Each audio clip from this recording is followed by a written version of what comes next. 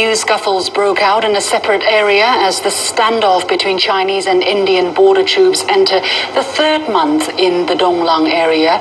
China's Ministry of Foreign Affairs said on Monday China has verified that on August the 15th, the normal patrol conducted by the Chinese border troops near the Pangong Lake in the western part of the China-India boundary was obstructed by the Indian border troops, and that the Indian side took violent actions to collide and scuffle with the Chinese side, injuring some Chinese personnel. Meanwhile, Indian Minister for Home Affairs, Rajnath Singh, expressed hope on Monday that the deadlock will be broken soon, saying India wants to maintain peace with all its neighbors. Will the border standoff come to an end soon, and what is behind the skirmish near the Pangong Lake? For more insight, I'm pleased to be joined in our studio by Rong Ying, Vice President of the China Institute of International Studies, and in New Delhi by Binod Singh Ajatratru, Director of the BRICS Institute. Gentlemen, welcome to the show. Explain a little bit to us the situation. Where exactly is Pangong Lake? Is there any dispute of territory between China and India in that part? Well, the Pangong Lake is in the western sector of the border between China and India, and it is, I have to recognize that there's a dispute between the two countries, even though I think from the Chinese perspective that the line of actual control of 1959 is very clear, and it is also well known to the Indian side that, and there's also agreement that the two sides we should, while pending the resolution of the disputes, the two sides should take effective measures and to respect the line of actual control, so that to ensure the peace and tranquility of the boundary between the Chinese and the Indians. Mr. Singh, according to the Chinese Ministry of Foreign Affairs, the Chinese soldiers were conducting normal patrols on China's side. How come these Indian soldiers appear there? What is the Indian explanation of the scuffle?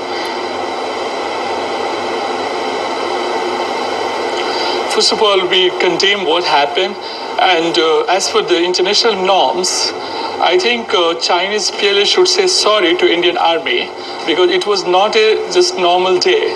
It was a 71st Independence Day of India, and on this particular occasion, what is the tradition between the armies at the border? We try to exchange sweets, we try to congratulate each other, we try to celebrate it. But this is the first time in the history, and it rarely happens, that Chinese PLA choose a time when Indian armies was busy in celebrating the independence and listening to the speech of Prime Minister, that they tried to cross the so-called perceived border and try to indulge. When Indian Army, the ITBP, the borders guard, they saw it, they tried to go with the white flag. They tried to request them that they should, go back to their normal area. As you know, that this side is controlled by China after the war. This didn't belong to China before 1962.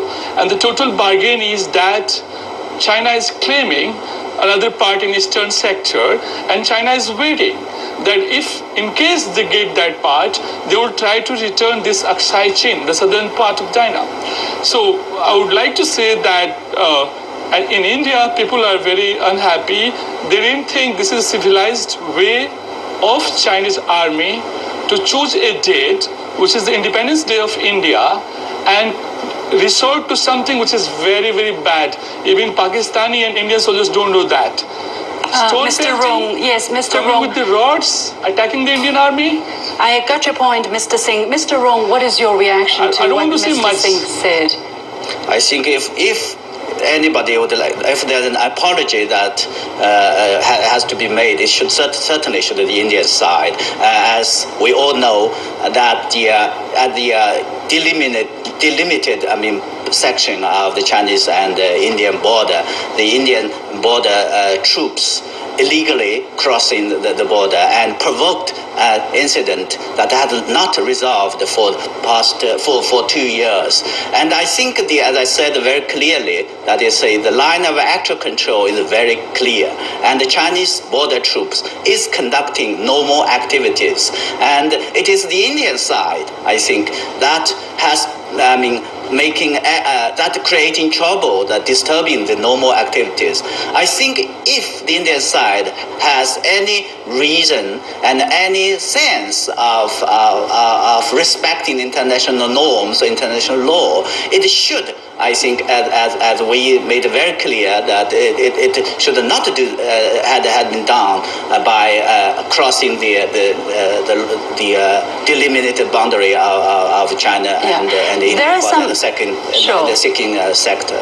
Sure, there are some amateur videos which are circulating on the Chinese internet, and which is claimed to be the video of the actual skirmish between the two troops. And if we can have that video at this moment, let's take a look at that. Mr. Singh, you were talking about some white flags being used here. I don't actually think that we see any white flags. Actually, there are some red flags, or one red flags, if you look really carefully, that's being waved there, being held there. Mr. Singh, what is your, have you seen this video? What is your possible explanation to the color of the flag that we're seeing here? The video is not very authentic, but what we see and what any layman can analyze is very clear that the Chinese PLA is trying to show his kung fu skills by jumping from the top of the high land there and jumping over, and it has already injured 2 Indian armies that day. And also Chinese army were discovered with, rods there. So Indian has to just defend there. Now if you see the ITBP, it was on the which side of the army? It was on the right side of the army. PLA was on the left side. So if you connect all the video footage, you find where Kung Fu comes from China, not from India. Well, Kung Fu, a lot of people practice Kung Fu as well, and when you just push somebody, you don't need Kung Fu, right? You just need 2 arms and a little bit of strength, you can push somebody. You can't really say that this is Chinese Kung Fu that we're seeing on that video, Mr. Singh.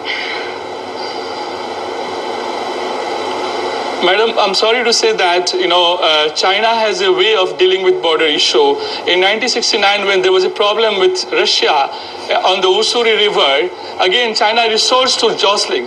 Whatever videos you find on amateur videos, what you see is that Chinese soldiers and Indian soldiers, they say first word, everything is clear, everything is clear.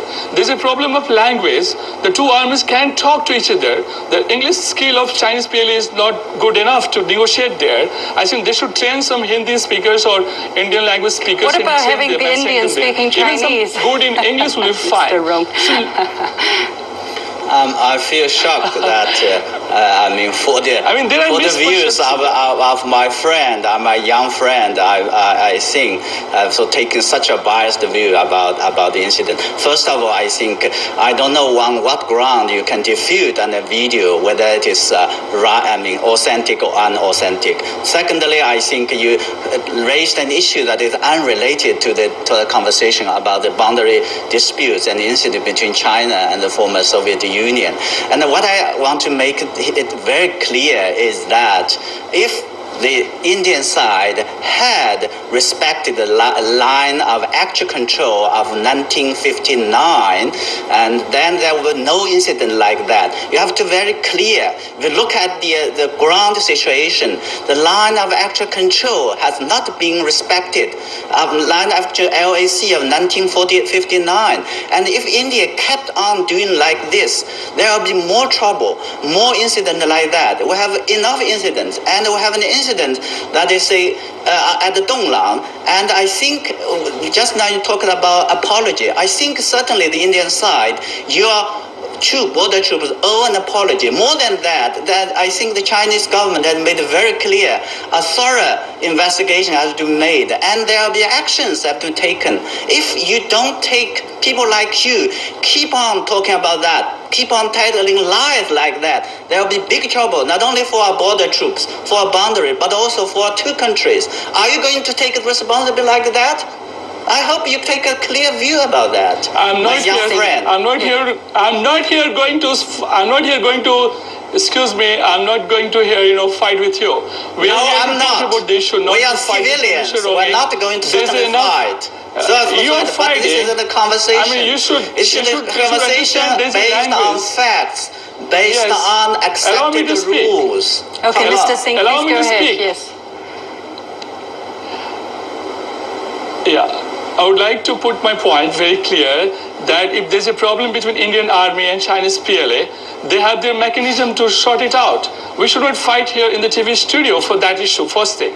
Second issue, if there's a misunderstanding and misperception about the line of actual control, that is the main issue between India and China. How can you claim that there's no problem? So what I find Mr. Rohing is that he has already set up his mind that all the problem is from Indian side. China has no responsibility. China has no problem with any other country. It has problem with 18 countries, 18 neighbors in South China Sea. It has problem with all the neighbors. It I has have no sorted out one idea or two. where did I you would like to see get that it doesn't 18 happen just from one members side. of countries along Yeah. South China Well, Sea. China never Just claimed- let me tell You you should which talk to- 18 countries you should- they are.